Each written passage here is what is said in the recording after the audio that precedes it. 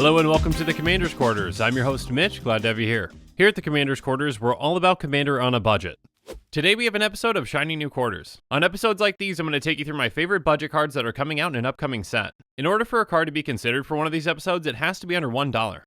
This show and episodes like this one are possible because of viewers like you. So if you're looking for some easy ways to help support the show, make sure you like this episode and share it with friends. And make sure you subscribe to the channel and hit that bell notification icon so you don't miss any new episodes. You can also go check out our playmats and other merchandise at thecommandersquarters.com. Thank you to everyone who's already purchased our merchandise, it really does help support the channel. Another easy way to support this channel is by using our TCG Player affiliate links. So make sure that you're looking for those links in the description whenever you're buying a deck or just individual cards. And the final way that you can support this show is by supporting us directly by becoming a patron. There are many benefits to being a patron, and I truly couldn't do this without all of their support. I just want to make a quick disclaimer before we get started. These picks are completely based off of my own opinions, and by the time the set releases, the prices of these cards and others are definitely going to change. At the time of this recording, each of these cards was less than $1, and there are plenty of cards that are just over budget that might drop under budget by the time this episode comes out. But since I can't predict the future, obviously those cards couldn't be considered for this list. And now that we're on the same page, let's get into it. Coming in at number 10, we have Masterful Replication. It's an instant that costs 5 and a blue, and it says choose one. Create 2 3/3 colorless golem artifact creature tokens, or choose target artifact you control. Each other artifact you control becomes a copy of that artifact until end of turn. Now I'm definitely more interested in the second half, but the first half isn't too bad either. If you need some emergency blockers, 6 mana at instant speed for 2 3/3s isn't terrible. But being able to make all of your artifacts into a copy of one of your artifacts can be very powerful. Now most copy artifacts are one-off effects, so we really haven't seen a mass way to do it like this. The closest comparison to this card might be Brutaclad. Brutaclad can turn all of your tokens into a copy of one of your tokens. Now Brutaclad definitely has a longer lasting effect, but it is a creature so it's easier to deal with. Also, Brutaclad can only change tokens, so it can't touch things like mana rocks. Another somewhat comparable card is Infinite Reflection. It changes all of your non-token creatures into a copy of a creature. Now this is an aura, so it's much easier to deal with. Masterful Replication is harder to stop, and it can come out of nowhere being at instant speed. There are plenty of different ways that you can abuse this card in the right deck. If you change all your artifacts into a Blinkmoth Urn, you're going to have a ton of mana. Change them all into a Howling Mine and draw a ton of cards. Or if you're not working on a budget, change them all into a Blightsteel Colossus and just win the game. There are a ton of different applications for this card, and I'm excited to build with it.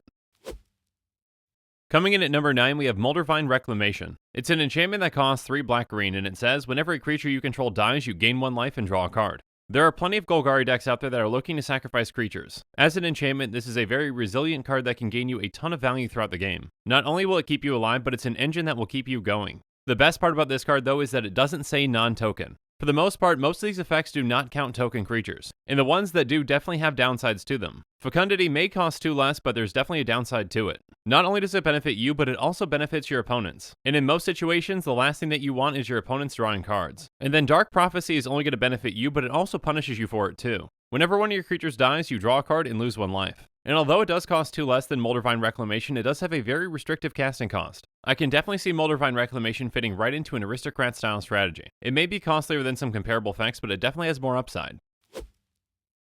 Next up, coming in at 8th place, we have Corpse Knight. Corpse Knight is a 2/2 zombie knight that costs white-black. It says, whenever another creature enters the battlefield under your control, each opponent loses 1 life. Now, Corpse Knight kind of has the reverse of most of the effects that we see in these colors. A card like Zulaport Cutthroat punishes our opponents whenever our creatures leave the battlefield, but Corpse Knight turns that around and punishes them whenever they enter. So this card can definitely still work in an Aristocrats build, but it can even work in any token strategy. So it's actually more comparable to a red card like Impact Tremors. The more creatures that you can put onto the battlefield, the more deadly Corpse Knight becomes. And since white has access to blink spells as well, this can become even more effective. Up to this point in Orzhov, we've more so seen effects like Suture Priest. Suture Priest is going to gain you life whenever a creature comes into play under your control, and then it only drains your opponents when they have a creature enter. Being able to control whenever your opponents are punished is a very powerful effect. I can see this card fitting into a lot of decks already, and since it's a zombie, it definitely has a relevant creature type too. In a zombie tribal deck that makes a ton of tokens, this can do a lot of work. I'm really happy that this card is budget, and I hope it stays that way for a long time. Coming in at 7th place, we have Veil of Summer. It's an instant that just costs a green, and it says, draw a card if an opponent has cast a blue or black spell this turn. Spells you control can't be countered this turn. You and permanents you control gain Hexproof from blue and black until end of turn. This can be an extremely effective card in a lot of situations. Even just being able to make your spells uncounterable for a turn is an extremely powerful effect. And you can save yourself or any permanents you control from blue or black spells for the turn too. The most comparable card to this is definitely Autumn's Veil. But Veil of Summer is essentially just a better version. First off, unlike Autumn's Veil, Veil of Summer can replace itself. Secondly, it makes it so that none of your spells can be countered at all, not just by blue or black spells. So that means that your spells are protected from any abilities that counter too. Or even a niche counter spell like Lapse of Certainty that's in white. And Veil of Summer protects you and your permanents, not just your creatures. On top of that, Autumn's Veil essentially gives Shroud, so you couldn't even target your own creatures if you wanted to with a blue or black spell. Autumn's Veil is not a bad card, and I even think that that card is pretty underrated. But Veil of Summer is pretty much superior in every single way. This is a fantastic spell, and there are plenty of green decks out there that are looking for this kind of effect. Now let's move on to number 6, Withdrawn from Dreams. It's a sorcery that costs 2 blue, and it says look at the top 7 cards of your library. Put 2 of them into your hand, and the rest on the bottom of your library in a random order. Being able to get the best 2 cards out of your top 7 is a very powerful effect. And at 4 mana, that effect is well worth it. Obviously, the most comparable card to this is Dig Through Time. Dig Through Time has the exact same effect. It technically costs 8, but it usually only costs 2 since it has Delve. And Dig Through Time is at instant speed, so it's a huge advantage over Drawn from Dreams. But there are definitely decks out there that would benefit from having Drawn from Dreams over Dig Through Time. There are plenty of decks out there that can't guarantee that they get cards into their graveyard for that Delve. And 8 mana for that effect is not worth it. I think a guaranteed 4 mana way to do this can be pretty effective. Again, this definitely has to be in the right deck though that's willing to cast this at sorcery speed. This does have the exact same converted mana cost as Fact or Fiction, but again, one is at sorcery speed and one's an instant. Fact or Fiction's not going to dig as deep, but it can also get you cards into your graveyard too. And being at instant speed is a huge advantage, especially in blue. I'm really excited to see how much play Drawn from Dreams ends up seeing. I think a sorcery speed Dig Through Time that's guaranteed to only cost 4 mana can still be very effective. Coming up next at number 5 is Glinthorn Buccaneer. It's a 2/4 Minotaur pirate with haste that costs 1 red. It has whenever you discard a card, Glinthorn Buccaneer deals 1 damage to each opponent. And pay 1 in a red, discard a card, draw a card, activate this ability only if Glinthorn Buccaneer is attacking. This card seems like it can be a fantastic finisher in the right deck. Being able to ping each of your opponents every single time you discard a card can be extremely powerful. Red has plenty of effects like wheels, looting, and rummaging that can really take advantage of this. And on top of that, this card even lets you rummage if it's attacking. So on top of dealing damage to your opponents, it can even help you dig through your deck. The closest comparison to this card is probably a reverse effect like Psychosis Crawler. Whereas Glinthorn Buccaneer hurts your opponents whenever you discard, Psychosis Crawler hurts your opponents when you draw. Both of these though are pretty much 2 sides of the same coin and can really work well in the same deck. There aren't too many ways out there that really punish our opponents whenever we discard. Faith of the Devoted is probably the closest comparison that we have. The big difference though is that you have to pay for its effect. Since Glinthorn Buccaneer's effect is free, it can be much more explosive. I can see this being a fantastic finisher in a lot of wheel decks out there. But now it's time to move on to number 4 with Cryptic Caves. It's a land that taps for colorless, so we can pay 1 into it and tap and sacrifice it to draw a card, but we can only activate this ability if we control 5 or more lands. Many people might not see this as a very exciting pick, but I can see it seeing a ton of play. Any deck that's not worried about mana fixing is pretty much going to want this kind of effect. So this card can easily find a spot in a ton of mono-colored decks. Mono-white especially needs lands like this since they have trouble drawing cards. That clause that you can only activate this ability only if you control 5 or more lands really isn't that big of a deal in Commander. Being able to replace this land later on in the game when you need to is a big thing. The most comparable cards to this are the lands like Horizon Canopy. At its core, these essentially do the exact same thing, but Horizon Canopy is just better at it. The lands like Horizon Canopy help fix your mana, but you do have to pay life for that. They also don't have that restriction when it comes to having 5 lands, but again, that's not that big of a deal in Commander anyways. Now, the Horizon Canopy lands are a lot better, there's no arguing that. Being able to draw a card on top of fixing your mana is huge. But if you don't need to fix your mana like in a monocolored deck, Cryptic Caves will fit right in.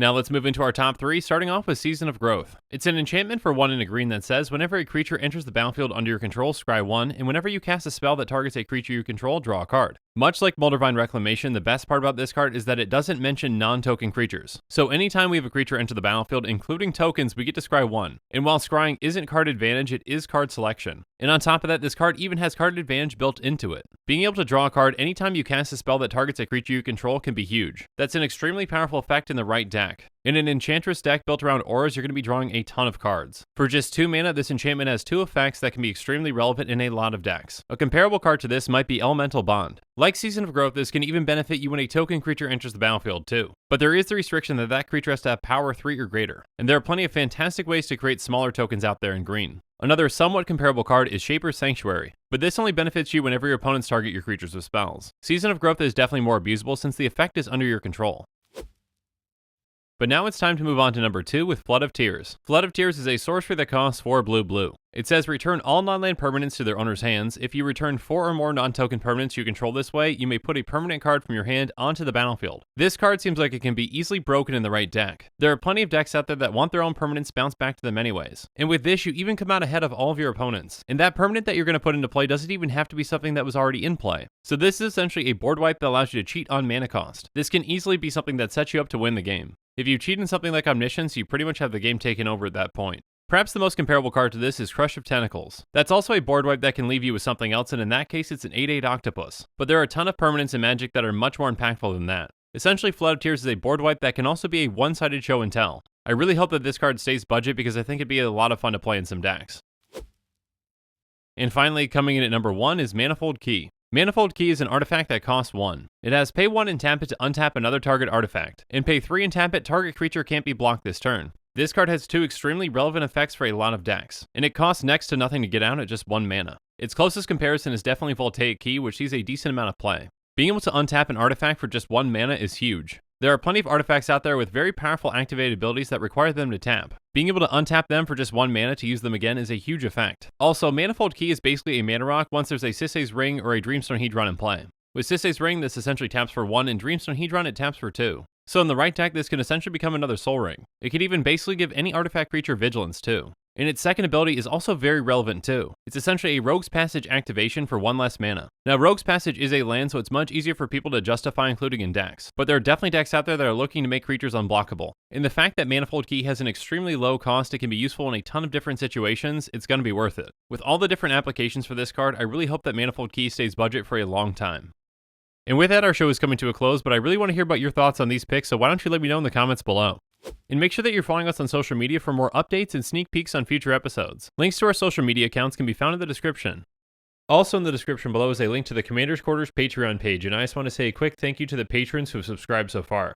There are many benefits to being a patron for the Commander's Quarters, including being able to vote on future Commanders for deck techs. There's even a general level tier where you get your own personalized deck tech dedicated to you. I truly couldn't do this without all of your support, so from the bottom of my heart, thank you. If you haven't already, make sure that you like and subscribe to the channel. And while you're at it, check out some of our other episodes on budget deck techs, Quest for Quarters episodes, Commander topics, and Creators Quarters. And with that, I'm out of here. Thanks again, and have a good one.